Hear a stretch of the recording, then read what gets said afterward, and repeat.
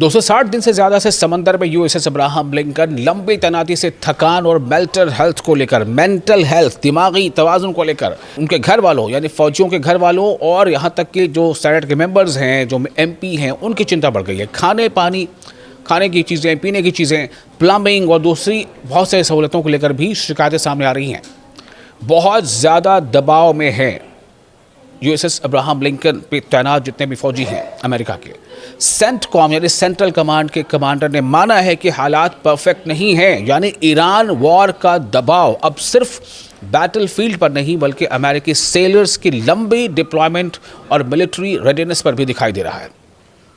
Iran के खिलाफ America की जारी जंग में एक अमेरिकी aircraft carrier USS Abraham Lincoln पिछले कई महीनों से लगातार समुद्र में मौजूद है, लेकिन अब इस जहाज़ पर तैनात करीब 5000 अमेरिकी सेलर्स और मरीन्स को लेकर एक बहुत ही संजीदा सवाल उठ गए हैं और इसको लेकर के डोनाल्ड ट्रंप पर काफ़ी दबाव है, पार्लियामेंटेरियंस का भी दबाव है और ये जो सेलर्स हैं इनके घर वालों का भी दबाव है। आप देख रहे हैं न्यूज़ 18 का सोशल मीडिया प्लेटफॉर्म। मैं हूँ विशाल आजम। सवाल सिर्फ ये नहीं है कि अब्राहम लिंकन ईरान के खिलाफ जंग में कितना काम कर रहा है, सवाल ये भी है कि इस लंबे मिशन की कीमत वहां तैनात जवानों को कितनी चुकानी पड़ रही है। युद्धपोत अब्राहम लिंकन की ये तैनाती 260 दिन से ज़्यादा लंबी हो चुकी है और रिपोर्टों के मुताबिक जहाज़ ने 200 दिन से ज़्यादा वक्त से किसी बंदरगाह पर पोर्ट कॉल नहीं किया, यानी हज़ारों जवान लगातार समंदर में हैं जबकि उन्हें ज़मीन पर उतरकर आराम करने और ख़ानदान वालों से, घर वालों से मिलने का मौका बहुत लिमिटेड रहा है। और इसी लंबे मिशन के दौरान जहाज़ पर मेंटल हेल्थ और क्रू वेलफेयर को लेकर चिंता बढ़ गई है।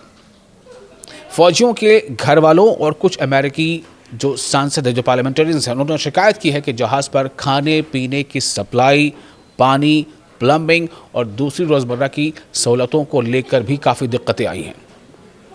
सेलर्स की इन फौजियों के घर वालों का कहना है कि लगातार लंबे वक्त तक समंदर में रहने से जवानों के अंदर थकान, तनाव और अकेलेपन की परेशानी बढ़ रही है।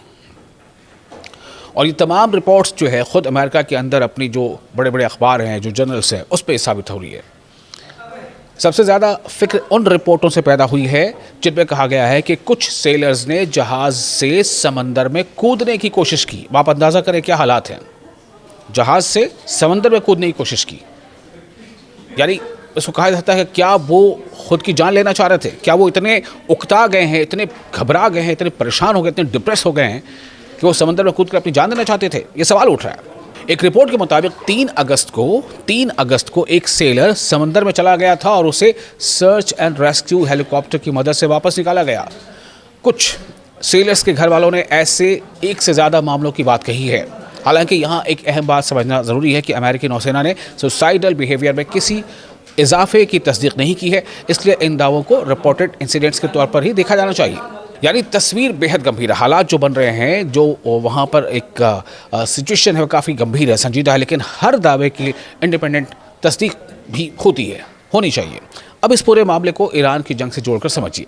अब्राहम लिंकन सिर्फ एक बड़ा जहाज़ नहीं है, ये एक चलता फिरता मिलिट्री एयरबेस है जिस पर लड़ाकू विमान यानी फाइटर जेट्स और बड़ी तादाद में जवानों की मौजूदगी रहती है, जो मिलिट्री जवान हैं। ईरान के खिलाफ अमेरिकी सैन्य अभियान यानी मिलिट्री ऑपरेशन में इस कैरियर की अहम भूमिका रही है और लंबे मिशन ने अमेरिकी नौसेना यानी अमेरिकी नेवी पर ऑपरेशनल प्रेशर बढ़ा दिया है।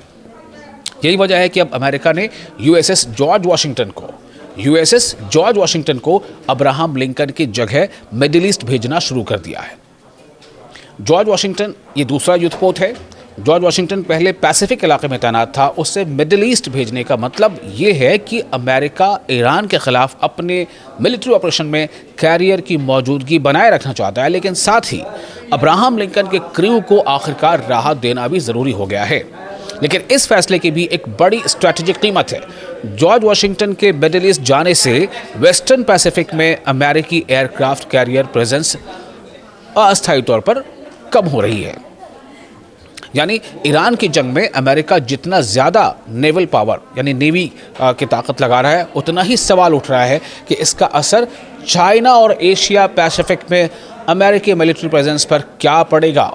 और इसी वजह से अब मामला सिर्फ एक जगह, एक जहाज़ या कुछ हज़ार जवानों की थकान का नहीं रह गया? ये सवाल अमेरिका की पूरी वॉर स्ट्रैटेजी और मिलिट्री रेडीनेस से जुड़ गया है। क्या अमेरिका इतने लंबे वक्त तक अपने सेलर्स को लगातार समंदर में रखकर ईरान के खिलाफ अभियान जारी रख सकता है? क्या दूसरे एयरक्राफ्ट कैरियर्स को भी बार बार लंबे मिशन पर भेजना पड़ेगा? और अगर मिडिल ईस्ट में जंग लंबी खींचती है तो क्या इसका असर पैसिफिक में चीन को रोकने की अमेरिकी स्ट्रैटेजी पर पड़ेगा? फिलहाल अब्राहम लिंकन के क्रू को राहत देने के लिए जॉर्ज वाशिंगटन आगे बढ़ रहा है, लेकिन ईरान की जंग जितनी लंबी चलेगी, अमेरिकी नौसेना के सामने जवानों की थकान, मेंटल हेल्थ, लॉजिस्टिक्स और ग्लोबल मिलिट्री कमिटमेंट्स का सवाल उतना ही बड़ा होता जाएगा।